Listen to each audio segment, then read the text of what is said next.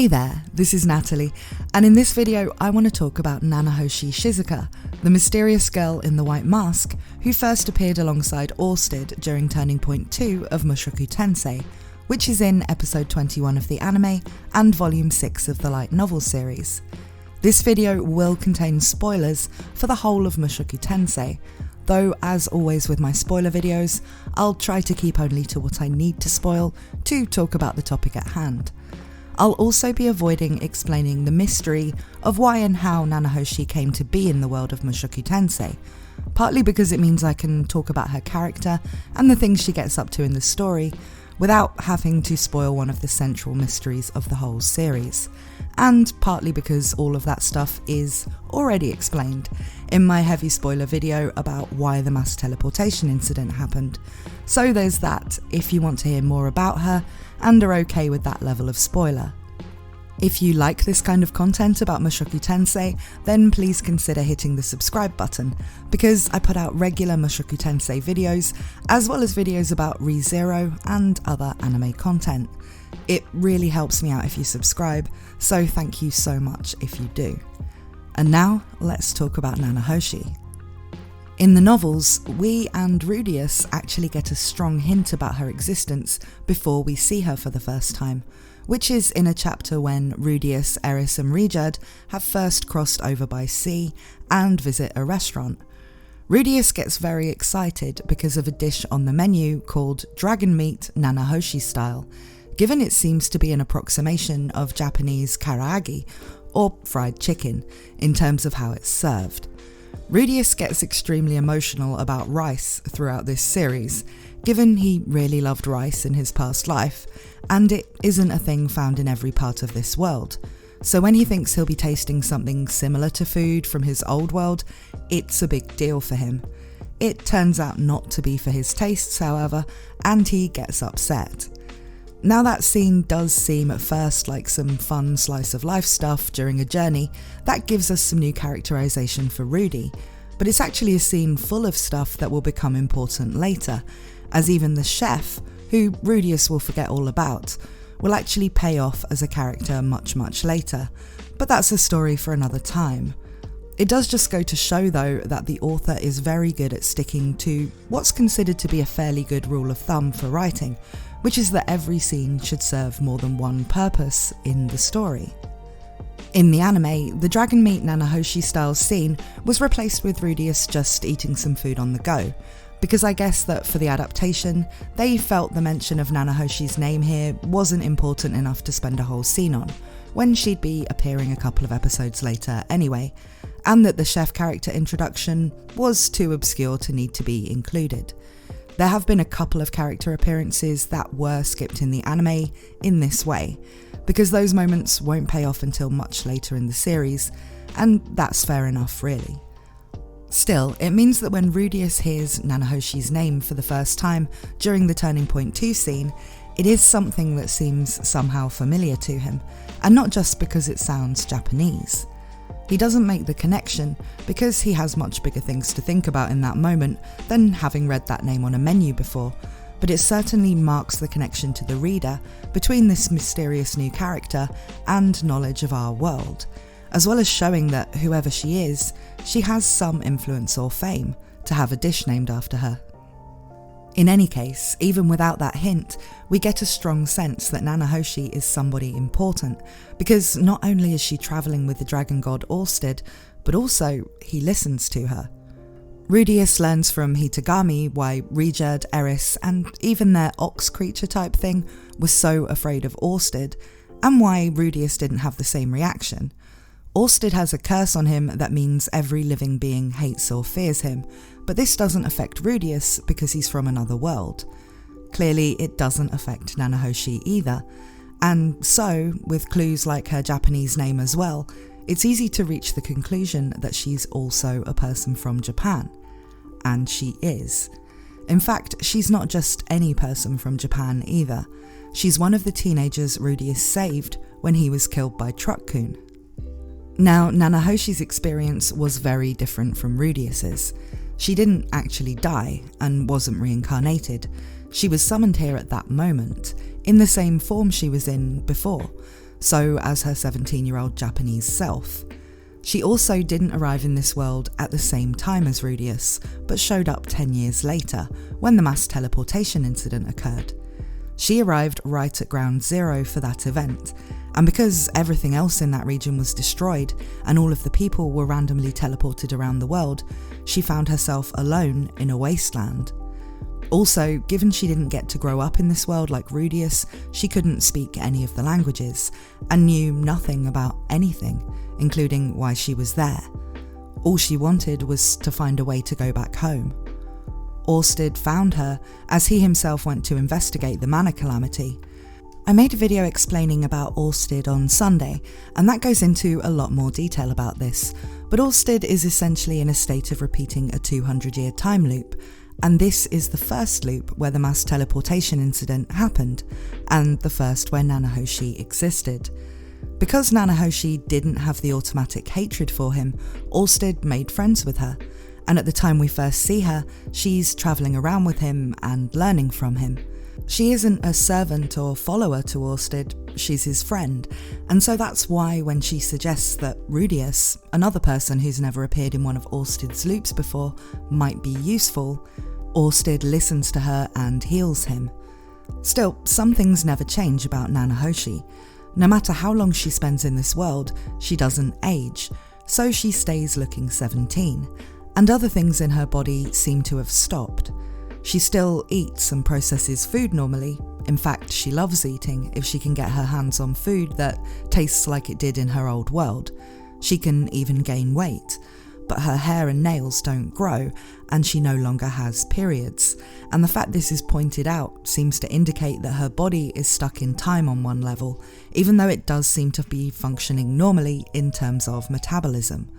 She also never changes her goal of wanting to go home, no matter what friends she finds in this world. Everything Nanahoshi does, from learning from Orsted onwards, is part of working towards that goal, and so it probably isn't surprising that the next time Rudeus runs into her, it's at the Ranoa Magic University, where she's spending literally all of her waking time studying summoning and teleportation magic. How Rudeus ends up at the university, and a lot of what happens there, is explained in my video about Rudeus's love life, so I won't go over all of that here, where this is focused on Nanahoshi. But he meets up with her because he's researching the mass teleportation incident, and while she's a student with a special status who never has to attend classes and hides away in her lab all the time, Rudeus finds out she's someone who may have gotten further in researching teleportation than he has, and so he pays her a visit. At this point, Nanahoshi is known at the university by her alias, which is Silent 7-Star. So when Rudeus first goes to meet her, he doesn't know she's the Nanahoshi who was with Orsted, who he understandably considers the most terrifying person in the world now, and not because of his curse. Still, they do end up discussing their experiences of being from another world, and talking to each other in Japanese, leaving Fitz, who introduced them to each other, just sitting there bored as they talk in a language nobody else in this world understands. Rudeus learns about Nanahoshi's situation and what she's trying to do. He doesn't reveal to her straight away that he was the guy who saved her from Truck-kun, because he's too embarrassed about who he was in his old life, but he does realise who she is.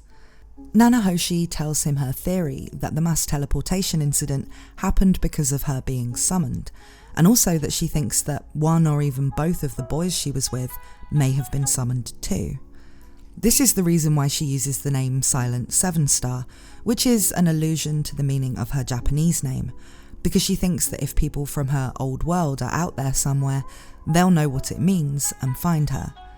This is also one of the reasons why Nanahoshi wants to become well-known and influential, which she's achieving by bringing Japanese innovations into this new world. She is highly regarded by the university, for instance, for coming up with the idea of school uniforms, among other things. She's intelligent, but seems like a complete visionary to people from this world due to just bringing over things from Japan, basically taking the Kazuma Sato approach to making it in an isekai world. The other reason she wants to be renowned as an innovator, other than spreading her name so people who are looking for her might find her, is that this helps her gain access to people and resources that can help in her research into finding a way back home. Nanahoshi may be smart, but where she was summoned to this world rather than reincarnated, she actually can't process mana at all, and so she can't use any form of magic. Despite this, by becoming known for her inventions and ideas, she's able to become an A-rank member of the Mages Guild, which brings with it some of the connections and prestige that she needs. Still, these are the only reasons she's made an effort to be influential in this world. Nanahoshi has no interest in getting involved in the affairs of the new world, other than to further her mission to get back home. This makes her reluctant to help Rudeus, who unlike her, doesn't want to go back to Japan at all, and is already very much involved in things. But since Rudeus has a huge mana capacity, and Nanahoshi needs someone with mana to power her experiments, into the magic circles that she theorises will eventually lead to her finding a way home, he's able to negotiate a way to get her to help him out in certain ways, with him offering her use of his mana for her research. Ultimately, as a result of helping Rudeus, even Nanahoshi, who doesn't care about making friends in this world, ends up to some degree bonding with quite a lot of the people Rudeus is close to, and while she never loses her desire to go back home, her life does become more bearable here because of that.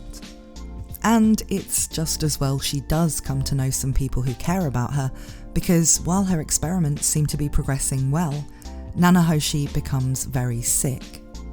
Rudeus seeks out all kinds of advice on how to cure her, and they end up going to see Boreas in his floating sky castle, and he at this point already knows both of them.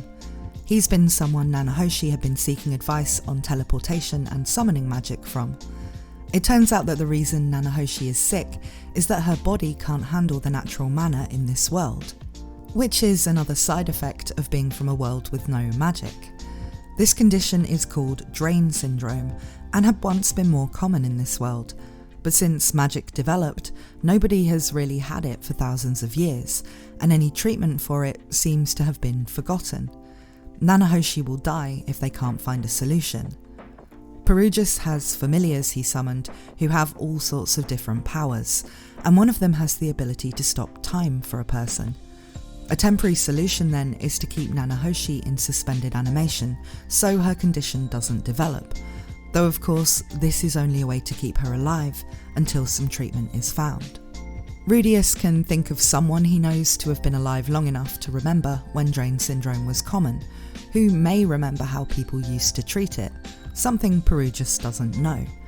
This is Kishirika, the demon empress who gave Rudeus his demon eye. While looking for Kishirika, a lot of things happen, and he ends up in a very dangerous situation involving another senior demon lady, but he does eventually manage to learn that a tea made from a plant called sokasu grass will alleviate Nanahoshi's condition by causing the built-up magic to be released in her waist. It won't cure her, but she can stay healthy just by regularly drinking the tea. Conveniently, some sokasu grass is growing on Boreas' castle grounds, so accessing the tea won't be a problem. Now, Nanahoshi is able to continue methodically working through the various stages of experimentation that she's planned to find a means of teleporting herself back to Earth. Things go relatively well, and eventually the time comes when she's ready to go. She talks to Rudeus before this, and has about the closest thing to a heart-to-heart you really get with Nanahoshi, due to her reserved nature. And this is where she discovers he was actually the fat ass, as she calls it, who saved her life in the old world. Rudeus gives her some letters he's written to give to whatever remains of his family, if she makes it back to Japan. With her goodbyes said, and her work finally about to pay off, Nanahoshi enters the incredibly elaborate magic circle, though it's really just called a magic circle for convenience. It's actually a whole structure of different magic circles that was years in the making. Rudeus pours his mana into the structure as planned, but partway through, something goes wrong. Boreas, who is also present, thinks that Rudeus has stopped providing mana, but this isn't the case. Rudeus felt the magic construct sucking out his mana, but something was wrong. It felt like the mana was being sent somewhere else. Nanahoshi's grand work has failed, and not in a way that seems like it can be understood and debugged. Nanahoshi has had failures in her progress before that Rudeus knows about, and these can send her into a deep state of despair. He's very worried about her, but when he talks to her, she has a theory about what's happened and why she can't go back yet. She theorizes that the boy she was with when she was summoned, her boyfriend Akihito, will also be summoned to this world, but will arrive in the future, given Nanahoshi herself arrived years later than Rudeus. She thinks that the future must take priority over the past, and that she must need to be here to make something happen, and only when she's done that will she be able to leave this world and go home.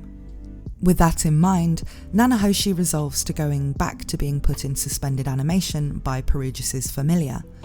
Now she only wakes up for one day a month. On that day each month, people go to visit her, often Rudeus.